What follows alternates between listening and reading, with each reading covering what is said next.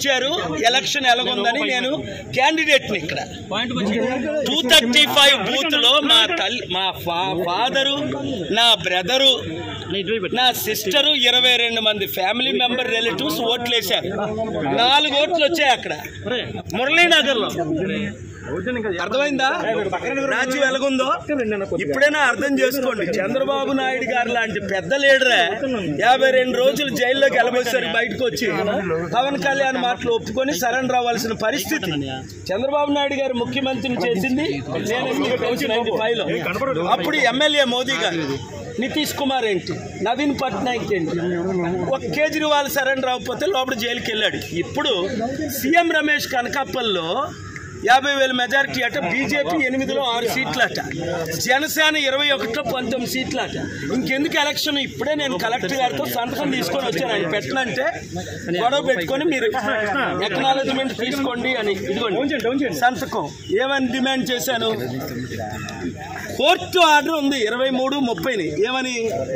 మీరు CCTV link last time ఎందుకు ఇచ్చారు క్యాండిడేట్లకి, ఇప్పుడు ఎందుకు ఇవ్వలేదు? ఇప్పుడు అర్థమైంది ఎందుకు ఇవ్వలేదు. సీసీటీవీ కెమెరాలు వెనకన ఎందుకు పెట్టలేదు, చుట్టూ ఎందుకు పెట్టలేదు? ఎందుకు కారణం? నాకు పడిన లక్షల ఓట్లు పోని యూత్ నిరుద్యోగులు 2 లక్షలు, క్రిస్టియన్స్ 2 లక్షలు, 3.5 లక్షల్లో బడుగు బలహీన వర్గాలు 2 లక్షలు ఏమయ్యాయి అంటే, పోనీ నా ఫాదరు, నా సిస్టరు, నా బ్రదర్లా, నా ఫ్యామిలీ మెంబర్స్ 235 బూత్లో వేసిన ఓట్లు. ఆ రోజు నన్ను పోలీస్ శ్రీకాంత్ 15 నిమిషాలు హెరాస్ చేసి ఆపారు సిఐ పోలీసు. ఇంత దరిద్రం ఎలక్షన్స్ ఇంకనవసరం. చైనా లాగే రష్యా లాగే మోదీ గారు టోటల్గా ఆయనే లైఫ్ లాంగ్ డిక్లేర్ చేసుకోవడం బెటర్. ప్రైమ్ మినిస్టర్గా, ప్రెసిడెంట్గా ఇంక ఎలక్షన్స్ అని పాటించని అవసరం లేదు. ఆర్ఓ గారు సంతకం పెట్టారు, గాజువాక ఆర్ఓ గారు సంతకం పెట్టారు. నేనేం కోరాను? బూత్లో ఒక్కొక్క దగ్గర ఓటే పడలేదు నాకు. అది కూడా గాజువాక స్టీల్ ప్లాంట్ అమ్మకాన్ని ఆపాను. 2,34,000 మేము లీడ్లో ఉన్నామని ఈవెన్ ఆఫీసర్స్ కూడా చెప్పారు. అక్కడ 1, 2, 3, 8 ప్లేసుల్లో 0. ఆ కాంగ్రెస్ క్యాండిడేట్ ఆశ్చర్యపోతున్నాడు, సార్ మీకేంటి ఎలాగోట్లు వస్తున్నాయని. ఎందుకంటే మీరే లీడ్లో ఉన్నారు, మీకు భరత్కే ఫైటు, టీడీపీకి వైసీపీ పక్కన పెట్టిందని. అలాంటిది ఇంక ఎలక్షన్స్ ఎందుకు? అందుకనే బాయ్కట్ చేసాం, బయటకు వచ్చాం, కౌంటింగ్ ఆపమన్నాను, పోలింగ్ రీపోలింగ్ పెట్టమన్నాను. Honourable high court already case pending ఉంది, June 6న అది హియరింగ్. అక్కడ నేను ఫ్యాక్ట్స్ ప్రజెంట్ చేస్తాను. వెబ్ లింక్ ఎందుకు ఇవ్వలేదు నాకు తెలిసిపోద్దని. మొత్తం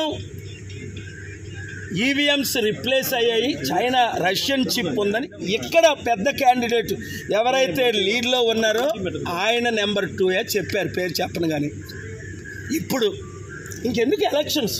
అయితే మోదీకి సరెండర్ అయితే, నేను మొన్నే చెప్పాను కదా 300తో మళ్ళీ మోదీ ప్రైమ్ మినిస్టర్ అవుతారు. ఎలాగవుతారో చెప్తానన్నాను. 200 అరౌండ్ ఇండియా వస్తుందని నేను చెప్పినట్టే జరుగుతున్నాయి. ఇక్కడ కూటమికి మాత్రం ఇంత ఘోరంగా ఓట్లు ఏం చేసుకుంటారు, ఈవీఎం రిప్లేస్ చేస్తారని ఊహించలేదు. మునుగోడులాగా మాకు ఇక్కడ ఓట్లు. నేను పుట్టినూరు, పెరుగునూరు, 1000 కోట్లు దానం చేసిన నేను ఇంత అవినీతి ఎలక్షన్ అని రుజువులతో నేను పెట్టాను కోర్టులో.